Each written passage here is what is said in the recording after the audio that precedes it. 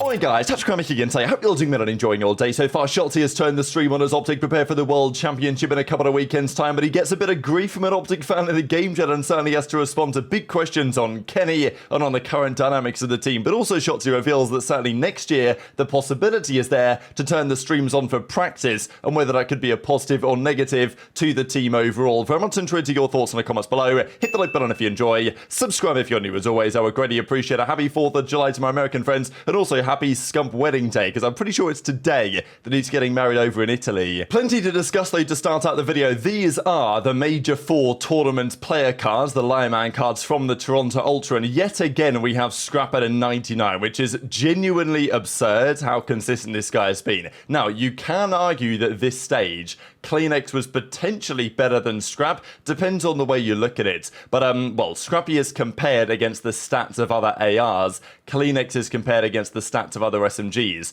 which is why you'll see that despite CleanX having more kills per 10, he's, both of them are purple in control, for example, because Scrap is #1 kills per 10 minutes in control for ARs, CleanX was #1 kills per 10 for SMGs, basically. And you look at some of the other SMGs, the HyDras, the Simps, etc., of the world, it actually can be more difficult to have really impressive numbers as a sub compared to as an AR, where most ARs do not play on the same pace that Scrappy does. So, but again, I mean, the categories in which he dominates are like so consistent. He's basically always going to be top 1, if not top 2 or 3 in kills per 10, damage per 10 in all of the respawn modes. It's just the search and destroy this year for Scrappy, which hasn't been quite as good, which is why that I'm not sure.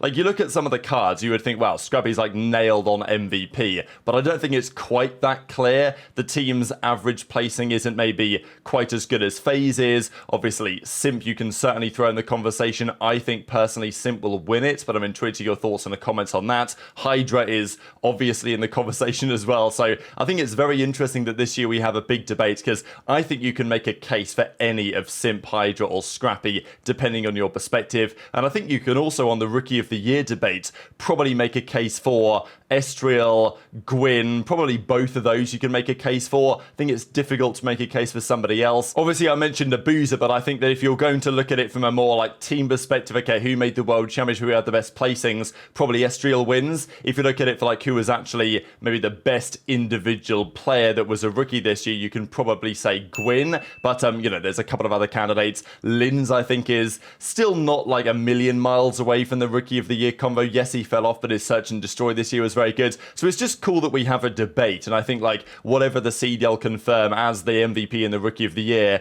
there will be some controversy and discussion as to whether that was actually the correct pick. But a good bounce back stage from Ultra, certainly online. The problem is they went to LAN, lost to Gorillas, and then they bowed out of the tournament top 4, getting slapped around again by the New York Subliners as they did back at Major 2. These were the cards for Surge, by the way. These are the other 2 Rookie of the Year candidates, really. 04, if he played the whole year, there's a very good case that you could have given it to 04, to be honest, just because his search and destroy was so good. Like, Illy at the start of the year was a great search player for Surge, and 04 ended the year in, honestly, a not too dissimilar way. Just such good awareness, and yeah, he gets an 88 overall. Hook actually had a really poor stage by his standards. aBeZy, this is kind of what you expect given the role that he plays on the team, but I think certainly Hook will need to turn it up at the World Championship if they want any real chance, Surge, of making a run. I think they played the Subliners in the first round. Did just want to share this as well. So on the Breaking Point site, you guys can actually go and find all of the player cards for the players. And this is just what Scrappy's done since coming into the league. It kind of is ridiculous, honestly. So when he came in, 96 card, 95 card, 99 at Major 3 last year, 93, which is his lowest rated card ever, 97 at Major 5 last year. But overall last season, he had a 99 with, I mean, again, last season's cards, purple in basically damage and kills in every single mode for ARs overall. Obviously, he wasn't necessarily always #1 every single stage, but this year he basically has been. And there's one stat, I mean, like, the fact that he has a 99 card every single stage of this year, like, nobody else has that going on. Like, it doesn't matter who you are, nobody else has that going on. And there is one stat that he's been purple every time, and that's control damage per 10 minutes. Every single stage, he has been the best AR in the game at control damage per 10. So, you know, nobody else is really doing it like Scrappy is at the moment. Speaking of Lineman cards, there was a bit of drama on them because Major Maniac, of course, who had the 49 rated, not the greatest stage for him. Now, look, we know that the cards don't mean everything, right? And if you were looking at the Lineman cards, you would give Scrappy the MVP, but I'm not sure it's quite that simple. There are other things to consider. The way these cards work, if you aren't familiar, is that it doesn't consider KD at all. It simply looks at these 9 statistical categories: kills, hill time, first bloods for search, ticks per round for control, this type of stuff, ranks the player in order of the players in their role, and then depending on the numbers of effectively the ranking order, if you're worst in your category, you get a 50, if you're best, you get a 99. Then Lineman averages those out for the best 6 of the 9, because if you're getting loads of kills and damage and you're not in the hard point, you know, you don't want to be really criticized for not being in the hard point because that's not your role. But if you're getting the hill time, then it's okay not to get so many kills, that type of stuff. Add those up, you'll get the overall number, plus the adjustment factor based on effectively how well the team did. If they did poorly, then you'll lose points. So Major Maniac had a 55 rated card based on numbers, and then he lost 6 points because they were 1 in 7, got to a 49. So that's basically how it works. Anyway, as Major Maniac says, anyone that knows ball realizes these Yu-Gi-Oh cards are laughable. So, you know, he's not wrong in some ways. That, like, they are basically just trading cards. They're here for a bit of fun, but the stats aren't, you know, the stats aren't wrong. You know what I mean? Like, the stats are legit and they are what they are. Obviously, Lineman's in the replies be like, oh, come on, didn't have to do me like that. But, yeah, just interesting for Mike to mention this in the sense that it's only bringing more fuel to the fire in some ways. Like, because of this Major Maniac tweet, more people are looking at the cards, more people are saying, damn, like, this guy kind of got fried, especially because he was coming in to be a search and destroy guru, right, to help out their search and destroy, and then had a 0.7 in search with, like, some of the worst numbers across the entire league in the final stage. So, like, I don't think that whatever Major Maniac would tweet would increase his chances of getting back in the league next year. I think it's a pretty slim chance after this stint, but, you know, I don't think he necessarily helped his case by bringing more attention to this situation. But let's talk about some of this Shotzzy stuff. So Pro 8's getting back underway, the players are getting involved again, the streams are going back on, Shotzzy is playing some Search and Destroy 8s. There have been some talks really on exactly whether it's going to help or harm OpTic continuing to play Search and Destroy Money 8s, just because we've seen that a lot of the OpTic guys played them going into Major 4, and their search is still terrible, because if you play Money 8s, it's not the same style of search as is played when you actually play proper games, and there's always some debate on, okay, sure, it might help your timings, might help your understanding, might help your kind of like clutch gene to switch on and be a bit more refined, but it's not really helping you play good fundamental team search and destroy because it just doesn't really play in that way, and you're not playing with your teammates to understand those things. So some players think that it helps, some players think that it probably hurts, or certainly doesn't help to a considerable degree, but Shotzzy's still, of course, getting involved. There was this debate as well, because if OpTic were to make a change this offseason and somebody was to leave, who would be the biggest loss? And it's interesting how, I wouldn't say quickly the narrative has shifted here, but, you know, Shotzzy is by far and away, and I voted Shotzzy as well. If they were to lose one player, obviously we talked about yesterday rumours about if they do lose, you know, would Shotzzy consider walking away? Feels relatively unlikely, but I don't think that it's impossible. I don't personally think that Shotzzy has the same loyalty to OpTic as maybe a guy like Dashy, for example, does. I'm sure there is something there, but regardless, it would be a big loss. Pred is, you know, last here with only 7% of the vote. I wonder what that would have looked like a couple of stages ago. And also for Kenny, like, you know, Dashy versus Kenny is an interesting one. I personally may put Kenny as their second most valuable player right now in terms of, you know, what I think that he's trying to achieve for their culture and whatever you want to say. But even it seems Kenny isn't quite able to resolve some of the issues that OpTic have had over the last couple of years that seem to be continuing on. And this is some of the stuff that Shotzzy's had to respond to on stream. He decided to turn the stream on, play in some ranked, and well, immediately there were some OpTic fans in the game chats giving him a bit of grief. I mean, it was first game on, and immediately Shotzzy's running into a lot of talk about, you know, how the fact that their team has fallen off, the problems they're having with the roster, the fact that, oh, yeah, Kenny's got to go and all this stuff. And I do kind of respect the level of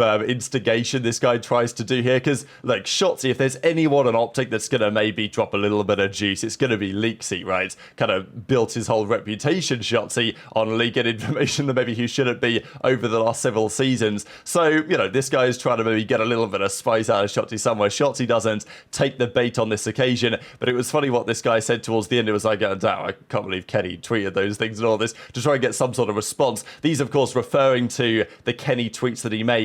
Firstly, talking about the fact that they'd had team talks and it hadn't really worked, and then even most recently after the major when they went out to Miami, saying, wow, they had a hardpoint rotation, nobody was even on the initial time, effectively calling out his teammates for either making mistakes or for simply not listening to when they've tried to improve things in their practice over the last couple of weeks. So it definitely was interesting that Kenny made those tweets because, you know, things apparently, it seems, had got to the extent that behind the scenes it wasn't really working in terms of the improvement they would have liked to see, and therefore, you know, Kenny was kind of calling out some of that stuff more publicly to his teammates. So there was some response on whether that should or should not have been the case, but whatever you think, this is what Shotzzy has to say on a couple of different angles. Yo, if it is the real Shotzzy, what the fuck is going on? Why the fuck y'all suck?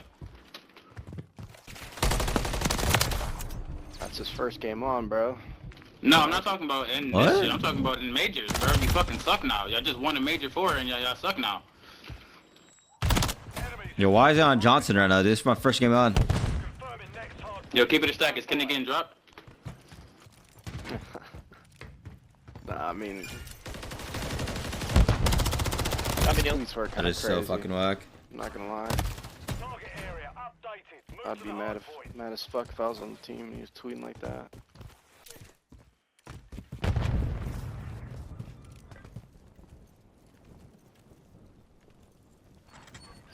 I actually kind of want to do that next year. I kind of want to stream my scrims, but like have no comps, just simple like audio. I just don't want to like my teammates to be uncomfortable.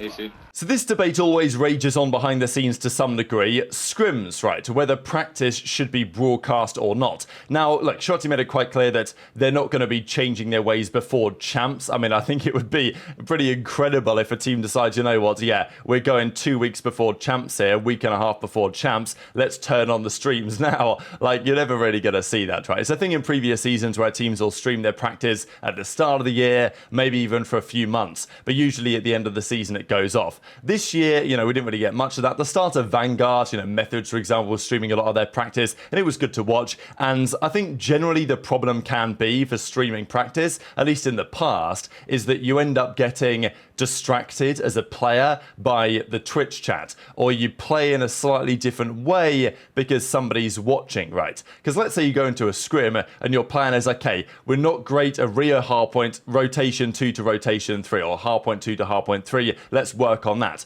So to work on that, you've probably got to give up a lot of the time on P2 and try and get the rotation right to P3. And that might mean playing in a way not to win. You're playing simply to learn. But if you're streaming, then the fans, they want to see you in. They're making notes on who's scored what points in the game. So, you know, I think there's always a possibility when you stream practice that, you know, even if 1% of your focus is elsewhere and you're not playing at absolutely 100% what you want to do, then it can have a negative effect. I think the main consequence, though, really is actually having the chat there and somebody streaming and trying to practice and playing scrims with the team and trying to talk to the team about improving, and then being distracted by the Twitch chat. Like, that is obviously a no-go, I think, in modern COD. I don't think you can get away with that nowadays. So that's what Shotzzy's saying. Okay, maybe no audio or something, maybe cover up the minimap, I don't know, like turn off the chat, and just so people can actually watch it. So it's full focus for Shotzzy, but the other guys can still, you know, play practice as if they were normally. So,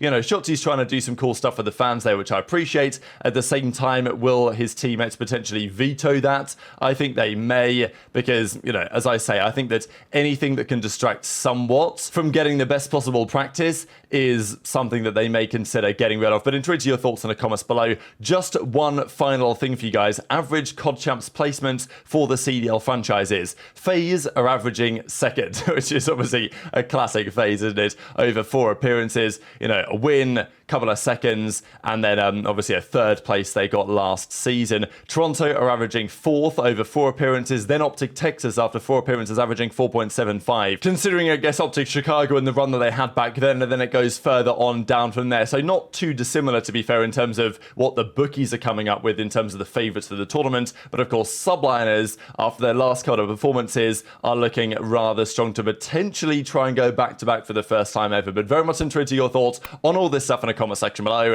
Hit the like button if you enjoyed, subscribe if you're new, take care, and I'll see you next time.